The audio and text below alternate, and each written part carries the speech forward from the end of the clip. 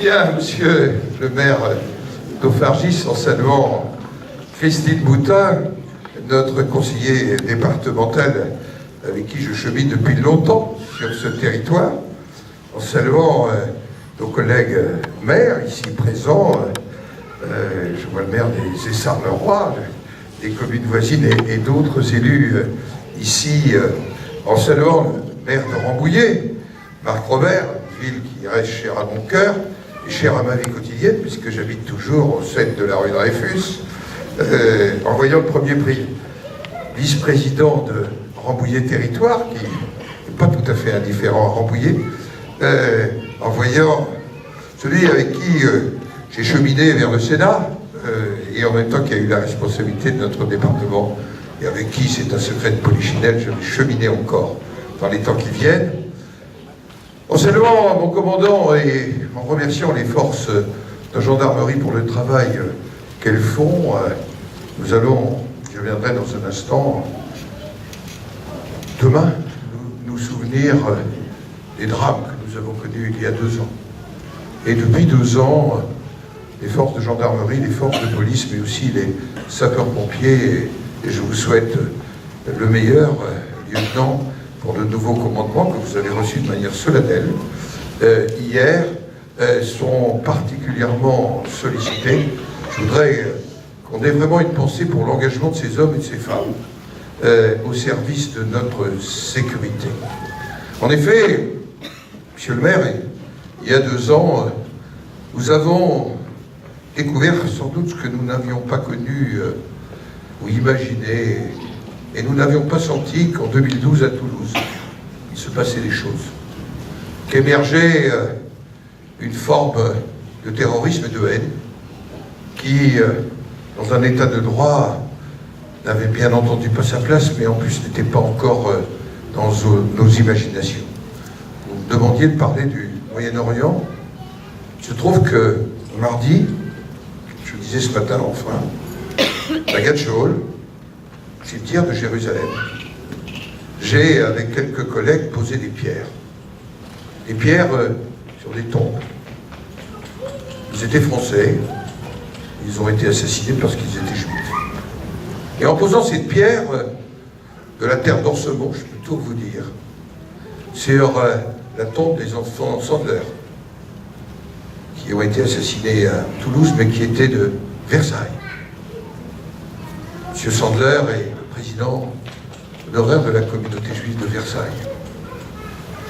Son fils a été assassiné avec 2 de ses 3 enfants, avec sa cousine, Myriam. Et je me disais que nos consciences devaient être réveillées, non pas pour la haine, mais pour l'état de droit. Et que, en ces temps où nous devons combattre le terrorisme, ceux qui sont l'état de droit, les premiers, c'est d'abord vous, gendarmes, policiers, sapeurs-pompiers. Mais c'est aussi, je le dis, et j'ai eu le bonheur de recevoir beaucoup d'élus de cette commune au Sénat, de se dire qu'une assemblée parlementaire, comme un gouvernement, c'est aussi un lieu où on doit être attentif à l'état de droit. Et nous avons, au cours de cette année, voté un certain nombre de textes pour lutter contre le terrorisme. Et en permanence au Sénat, nous avons eu une préoccupation, d'ailleurs qui transcendait les groupes politiques. C'est la marque de notre Assemblée, pour toujours trouver cet équilibre entre l'indispensable sécurité et la préservation des libertés. Et vous, les maires adjoints, les conseillers municipaux, au quotidien, vous êtes le ciment de la République. Je le disais ce matin, la commune, c'est la petite République dans la grande. Et, monsieur le maire, je reviendrai sur quelques thèmes que vous avez abordés, mais je voudrais dire l'importance, vous qui, comme moi, dans un moment de ma vie, je fus un peu eurosceptique, il y en avait d'autres, comme vous qui avez été intercommunalo-sceptique, je crois que il faut bien se dire qu'on ne construit pas une nouvelle organisation territoriale sans penser qu'au fondement, il y a la commune. Et que les près de 36 000 communes de France, elles sont le fondement de la République. Et quels sont le quotidien de la République. Et d'ailleurs, quand tout va mal, au lendemain du Bataclan, cher Marc, de Rambouillet, avec le sous-préfet, quand vous avez fait le tour, vous avez observé la même chose que ce que j'ai pu observer, moi, comme président de l'Assemblée des collectivités territoriales. Les citoyens, c'est autour de leur maire adjoint, de leurs conseillers municipaux qui se sont retrouvés pour leur poser des questions. Qu'est-ce qui se passe? Qu'est-ce qu'on va devenir? Comment notre pays va évoluer?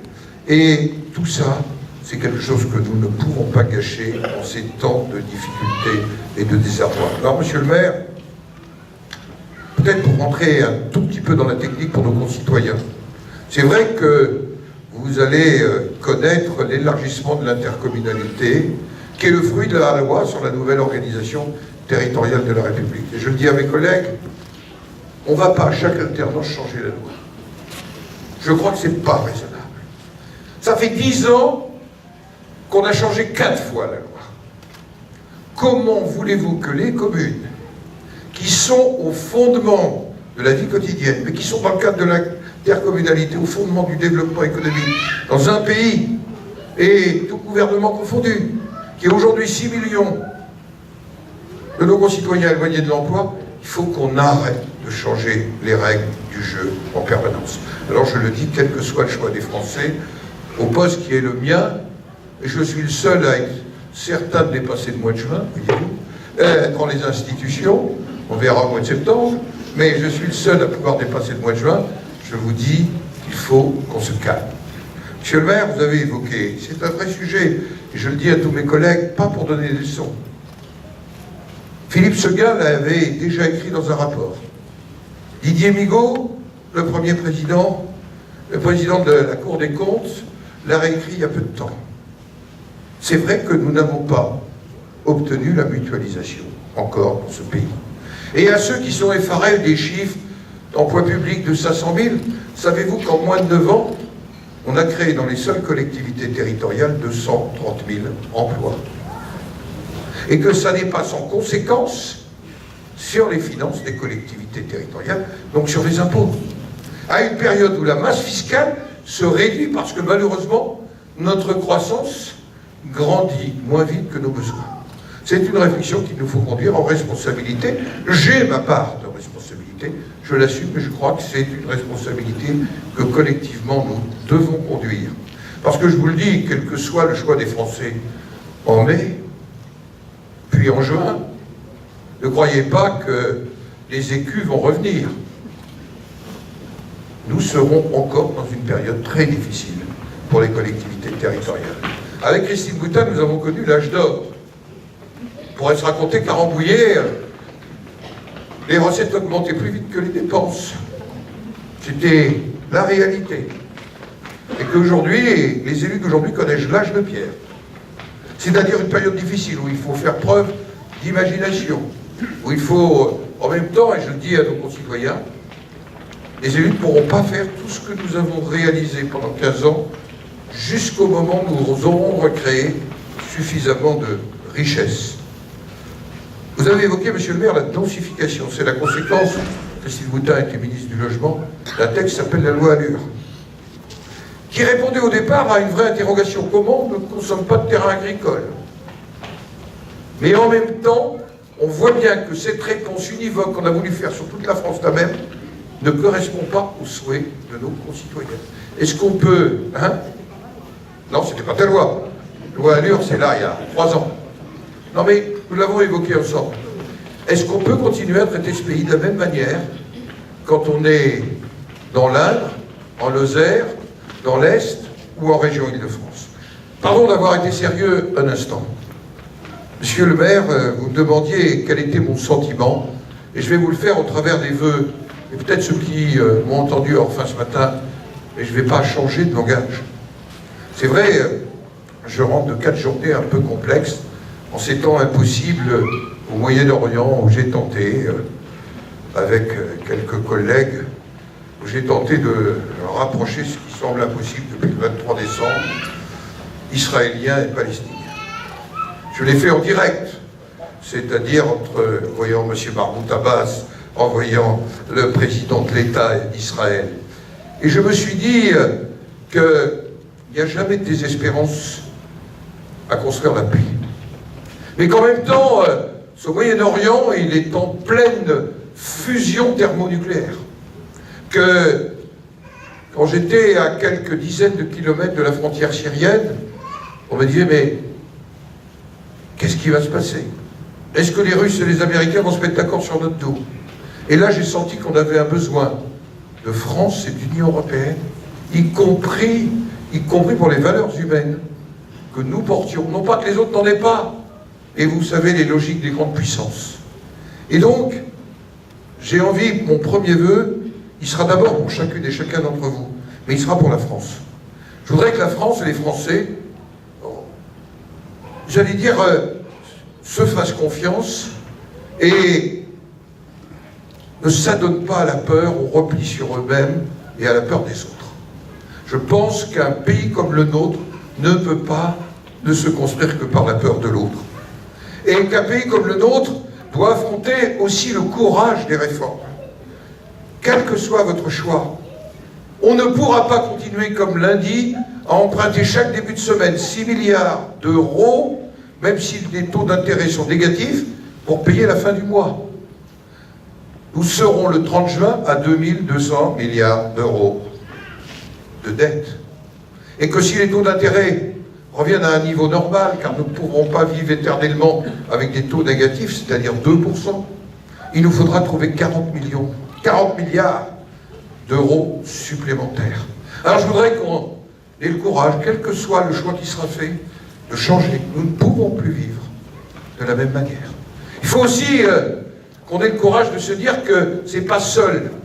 Je le disais en nous pliant sur nous-mêmes, et que, y compris pour un ancien neurosceptique comme moi, il faut, avec la décision britannique, se dire que on ne traitera des grandes questions que dans le cadre, mais pour les grandes questions d'une Union européenne qui reprenne vraiment la dimension politique et essentielle qui est la sienne. Que nous allons avoir le défi du terrorisme, c'est pas simplement l'année 2015, l'année 2016. Le terrorisme a déjà frappé une Française à Istanbul, ne l'oublions pas, le week-end dernier. Et que je vous le dis, je souhaite de tout mon cœur qu'il ne se passe rien. Mais à la place où je suis, jour après jour, les services m'informent. Il se trouve que je suis le viager, vous m'avez compris. Et qu'en étant informé, je vois le travail formidable que font nos services, avec d'autres services d'ailleurs, de l'Union européenne et d'ailleurs. Et d'ailleurs, c'est paradoxal, avec les services israéliens comme avec les services palestiniens, pour nous protéger. Voilà pourquoi, quand nous avons des jugements sur les autres, il faut aussi les tempérer par ces réalités. Mais ça veut dire qu'il faut que nous soyons des citoyens debout. Je me lève chaque matin en disant qu'il y a la moitié de la population syrienne qui vit dans des camps ou qui vit en errance. Et chaque soir, je me dis, et si le président de la Turquie en remet 500 000 dans la mer, qu'est-ce qui se passe pour l'Europe? Et je me dis, qu'est-ce qui se passe aussi pour ces hommes et ces femmes? Et voilà les défis auxquels nous sommes. Alors, je vous le dis, mes chers compatriotes, mon vœu pour la France est d'abord un vœu pour chacun des citoyens de France. Il faut qu'on retrouve ensemble les chemins du dialogue, de la confiance et de l'espérance. Ne soyez pas désespérés. Pensez à ce principe que j'aime à répéter de La Rochefoucauld. Il n'est nulle difficulté que des hommes ou des femmes d'esprit ne puissent transformer en succès. Alors, je suis optimiste pour la France, si les Français croient en la France. Si les Français croient en une France qui n'a pas peur d'elle-même, qui est ouverte sur les autres, ça peut vous sembler loin d'Aufargis, mais Aufargis, c'est une petite parcelle de la France. Et monsieur le maire, vous portez avec votre conseil municipal, avec les responsables de votre vie associative, cette parcelle qui est liée ensemble. Alors, meilleurs vœux à Aufargis, meilleurs vœux à la France, vive la République, vive la France!